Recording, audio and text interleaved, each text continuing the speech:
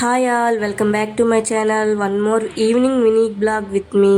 Evening ఒక పాటలు, morning ఒక పాటలు పాడతాను. సాయంకాల సమయాన సంధ్యాదీపారాధనలో వచ్చును తల్లి. రేపైతే నాగుల చవితి కదా, ఈ దుంప ఏంటో మీకు తెలుసా? తెలిస్తే కామెంట్ చేయండి.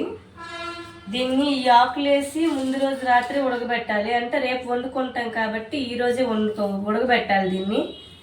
చూద్దాం ఎలా ఉడకబెట్టాలో. ఈ దుంప పేరు ఏంటో కామెంట్ చేయండి. నేనైతే వీడియో ఎండింగ్లో చెప్తాను, మీకు తెలిస్తే మీరు కూడా కామెంట్ చేయండి. ఇదేంటంటే చిన్నపిల్లల దగ్గర జాగ్రత్తగా ఉండాలి. ఇది బాగా దురదొస్తుంది. దీన్ని పట్టుకుంటే, వాళ్ళు కానీ పట్టుకున్నారంటే ఇంకా మన పని అయిపోయినట్టే.